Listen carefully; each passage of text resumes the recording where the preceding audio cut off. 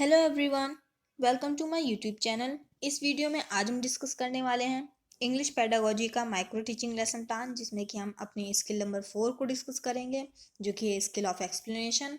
इसको हिंदी में कहते हैं स्पष्टीकरण कौशल। तो ये हमारी 4th नंबर की स्किल है और इसके पहले हम 3 स्किल्स को डिस्कस कर चुके हैं। Skill of instruction objectives, introductory skill, और थर्ड थी हमारी skill of fluency in questioning. तो अगर अभी तक आपने उन वीडियोस को नहीं देखा है तो आप जाके उनको देख सकते हैं, या आपको उनका लिंक जो है डिस्क्रिप्शन बॉक्स में भी मिल जाएगा, तो उस लिंक के थ्रू भी आप देख सकते हैं। और ये तो हमारे इंग्लिश पेडागोजी की लेसन प्लान है, माइक्रो लेसन प्लान। और इसके साथ साथ हमने एसएसटी पेडागोजी के भी माइक्रो लेसन प्लान को डिस्कस किया है।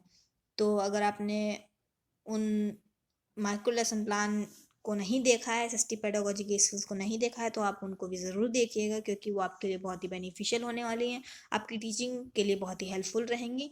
तो उनको ज़रूर देखिएगा। और आज की हम अपनी इस स्किल को स्टार्ट करते हैं, जो कि skill of explanation English pedagogy की है और स्पष्टीकरण कौशल है। तो चलिए इसको हम स्टार्ट करते हैं। तो इसमें क्या है, सबसे पहले यहाँ पे क्रमांक। तो क्रमांक में 4 रहेगा, क्योंकि ये हमारी 4th नंबर की स्किल है। समूह क्रमांक रहेगा फर्स्ट।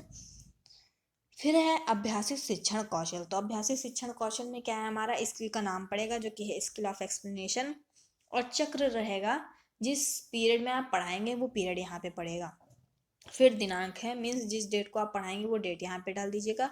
समय सीमा रहेगी 6 मिनट, क्योंकि ये लेसन प्लान जो है हमने एनसीईआरटी के अकॉर्डिंग बनाया है। और एनसीईआरटी के अकॉर्डिंग जो माइक्रो लेसन प्लान का जो टाइम ड्यूरेशन होता है वो होता है 6 मिनट्स का। तो यहाँ पे समय सीमा क्या रहेगी, 6 मिनट। फिर प्रकरण आता है। तो प्रकरण मीन्स होता है टॉपिक की, हमारा टॉपिक क्या है। तो हमारा टॉपिक है नाउन, जो कि इंग्लिश सब्जेक्ट से रिलेटेड है। अब बात करेंगे कौशल के घटक की। ये जो हमारा स्किल ऑफ एक्सप्लेनेशन है, इसके कंपोनेंट्स कौन कौन से हैं। तो यहाँ पे 7 कंपोनेंट्स दे रखे हैं, जिसमें फर्स्ट कंपोनेंट है हमारा proper use of explaining links. Means क्योंकि ये हमारा स्किल ऑफ एक्सप्लेनेशन है, मीन्स एक्सप्लेन करना है इसमें। तो इसमें क्या है, first proper use of explaining links. Means आप जो एक्सप्लेन करेंगे तो उसमें क्या है, लिंकेज होनी चाहिए। ऐसा नहीं होना चाहिए कि आपने पहले कुछ और एक्सप्लेन किया, बाद में कुछ और एक्सप्लेन किया, और दोनों जो चीज़ें हैं, जो दोनों एक्सप्लेनेशन है, वो दोनों बिल्कुल अलग अलग हैं। तो ऐसा नहीं होना चाहिए, बल्कि दोनों जो है एक दूसरे से लिंक होनी चाहिए आपस में। फिर सेकंड है यूज़ ऑफ बिगिनिंग स्टेटमेंट्स। आपको इसमें प्रारंभिक कथनों का यूज़ करना है, मीन्स बिगिनिंग स्टेटमेंट्स। इसमें क्या है, हमें एक या दो क्वेश्चंस पूछते हैं यहाँ पे, फिर एक्सप्लेन करते हैं। थर्ड है यूज़ ऑफ कंक्लूडिंग स्टेटमेंट्स। फिर क्या है कि कंक्लूडिंग स्टेटमेंट्स का भी यूज़ करते हैं।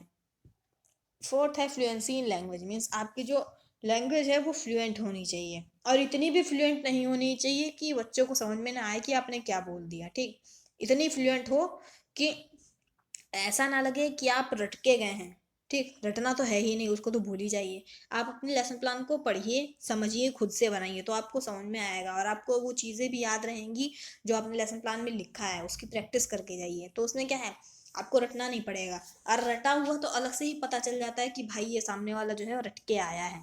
तो क्या है, रटना नहीं है, बल्कि अपनी लैंग्वेज को फ्लुएंट बनानी है। इतनी फ्लुएंट रहिए, मॉडरेट होनी चाहिए, कि मीन्स बच्चों को समझ में आ जाए, बहुत ज़्यादा फ्लुएंटली आपको नहीं बोलना है। फिर फिफ्थ है use of appropriate words and phrases. Means आप जो बोलेंगे उसमें जो आप वो बोलने के लिए वर्ड्स और फ्रेजेस जिनका यूज़ कर रहे हैं वो अप्रोप्रिएट होने चाहिए। फिर सिक्स्थ है क्वेश्चनिंग वाइल एक्सप्लेनिंग। और इसमें क्या करना है, हमें एक्सप्लेन करते करते साथ में बीच बीच में क्वेश्चंस भी पूछने हैं। तो क्वेश्चंस हमें क्यों पूछने हैं, क्योंकि इससे हमें पता चलेगा कि बच्चे हमारा जो लेसन प्लान है उसको इंटरेस्ट के साथ पढ़ रहे हैं या नहीं पढ़ रहे हैं। ठीक, बच्चों को समझ में आ रहा है या नहीं आ रहा है। तो जब हम क्वेश्चन पूछेंगे बीच बीच में, तो हमें पता चल जाएगा कि बच्चों को कितना और क्या समझ में आया। फिर लास्ट है कॉन्टिन्यूटी इन स्टेटमेंट। मीन्स आप जो बोलेंगे उसमें कॉन्टिन्यूटी होनी चाहिए। ठीक है, क्योंकि आपने अपने लेसन प्लान को खुद से बनाया है, मेहनत करके खुद से, मीन्स इतनी प्रैक्टिस की है, और उसमें लैंग्वेज भी फ्लुएंट होगी। तो क्या है, आपकी कंटिन्यूटी खुद से आ जाएगी। लेकिन आप जब अगर रटके गए हैं तो रटके एक स्पीड में बोल दिया, और मान लीजिए बीच में एक दो लाइन आप भूल गए, तो अब आप वहाँ पे सोच रहे हैं कि खड़े खड़े कि अब यहाँ पे क्या था।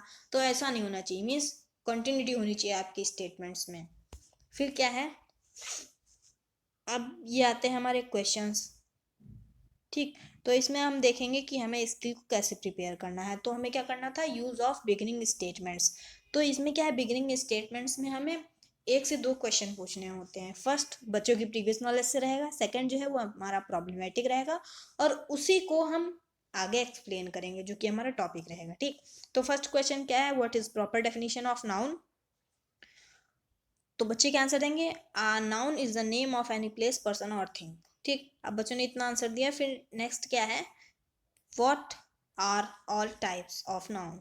तो क्या है, बच्चे नहीं बता पाएंगे कि सारे नाउन के टाइप कौन कौन से होते हैं ना। फिर क्या है, अब आप इसी को एक्सप्लेन कर देंगे क्योंकि हमारा नाउन टॉपिक था, तो इसी को आप एक्सप्लेन करेंगे।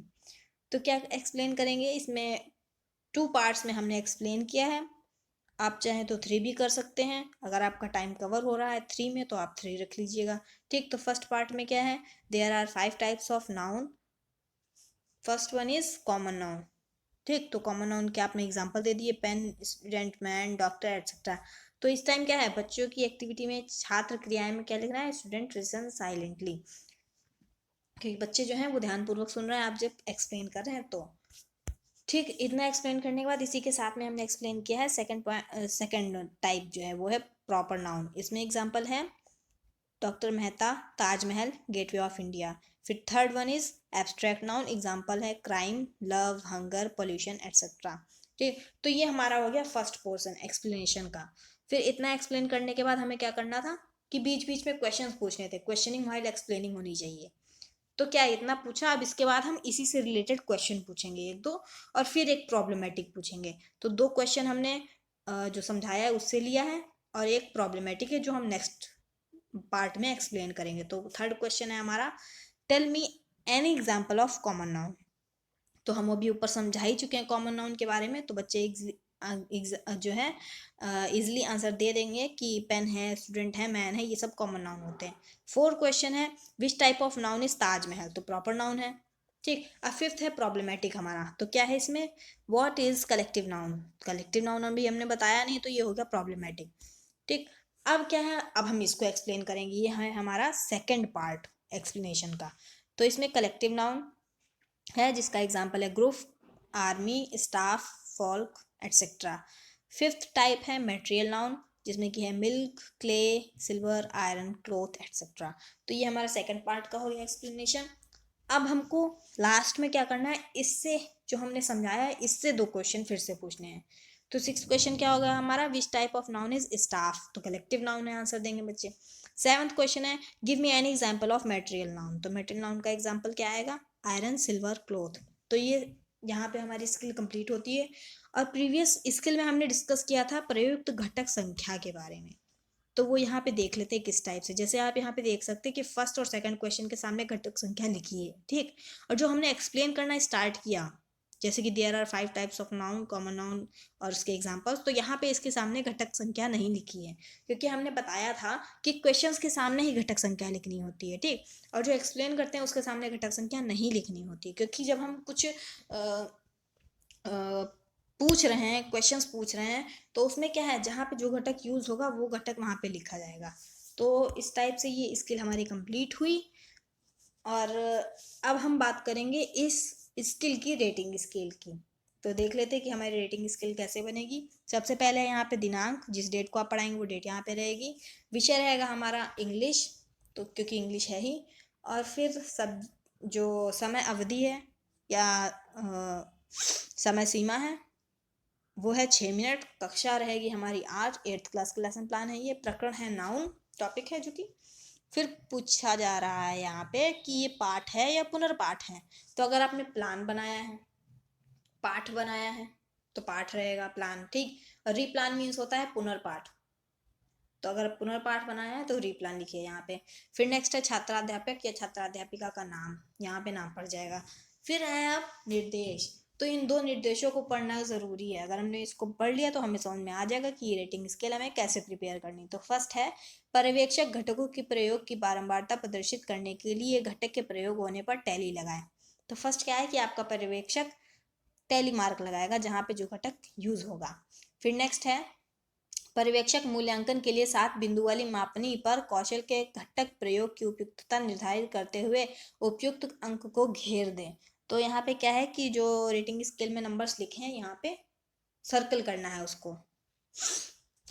अब इसमें करना क्या है, जो घटक वाला कॉलम है इसमें आपको अपनी स्किल के सारे कंपोनेंट्स जो थे, जैसे कि हमारी स्किल थी स्किल ऑफ एक्सप्लेनेशन और इसमें 7 कंपोनेंट थे, मीन्स 7 घटक थे, तो उन 7 कंपोनेंट्स को यहाँ पे लिख लेना है। ठीक, ये फिल करके आप अपने सहपाठी, पीयर प्यूपल टीचर, या एक तरीके से कह सकते हैं आप अपने फ्रेंड को देके जाएंगे जब टीचिंग करने जाएंगे। ठीक, आप ये रेटिंग स्केल अपने फ्रेंड को देके गए और अब आप टीचिंग कर रहे हैं, तो जब आप टीचिंग करेंगे तो आपका जो सहपाठी है वो आपको ऑब्जर्व करेगा, इवेल्युएट करेगा, मूल्यांकन करेगा आपका कि आपकी टीचिंग में कौन सा घटक कहाँ पे यूज़ हुआ। तो जो घटक जहाँ पे यूज़ होगा उसी के अकॉर्डिंग यहाँ पे मिलान चिन्ह लगाए जाएंगे और रेटिंग स्केल में सर्किल किया जाएगा नंबर्स को। ठीक, इतना करने के बाद आपके सहपाठी को ही यहाँ पे समालोचन या सुझाव में कमेंट्स लिखने होते हैं कि आप, और ये कमेंट्स जो है आपकी टीचिंग पे बेस्ड होगा कि आपकी टीचिंग कैसी थी, क्या अच्छाइयाँ थी आपकी टीचिंग में या क्या कमियाँ थी। ठीक है, तो जैसी टीचिंग होगी उसके अकॉर्डिंग आपको कमेंट्स दिए जाएंगे यहाँ पे आपके सहपाठी के द्वारा। फिर इतना करने के बाद हस्ताक्षर सहपाठी पर्यवेक्षक की जगह पे आपके सहपाठी को साइन करने हैं यहाँ पे। ठीक, तो ये तो रेटिंग स्केल हो गई, और इसमें फिर डेट, आप जिस डेट को पढ़ाएंगे वो डेट यहाँ पे पड़ जाएगी, और हस्ताक्षर शिक्षक प्रशिक्षक जो कि लास्ट में लिखा है तो यहाँ पे आपके टीचर के साइन होंगे। और इतना करने के बाद ये स्किल जो थी हमारी स्किल ऑफ एक्सप्लेनेशन, स्पष्टीकरण कौशल, और इसके साथ साथ ये रेटिंग स्केल भी हमारी कंप्लीट होती है। तो आई होप आपको ये वीडियो पसंद आई होगी। अगर आपको ये वीडियो अच्छी लगी हो तो इसे लाइक ज़रूर करिएगा, और साथ ही साथ अपने उन सभी फ्रेंड्स को शेयर करिए जिनके लिए बेनिफिशियल हो सकती है, हेल्पफुल हो सकती है। अगर आपने अभी तक मेरे चैनल को सब्सक्राइब नहीं किया है तो जल्दी से मेरे चैनल को सब्सक्राइब कर लीजिए और बेल आइकन को भी प्रेस कर लीजिएगा ताकि आगे आने वाली सभी एजुकेशनल वीडियोज़ का अपडेट नोटिफिकेशन आपको मिलता रहे। और कमेंट सेक्शन में ज़रूर बताइएगा अपने विचार एवं सुझावों को, और कि आपको ये वीडियो कैसी लगी। And all the very best.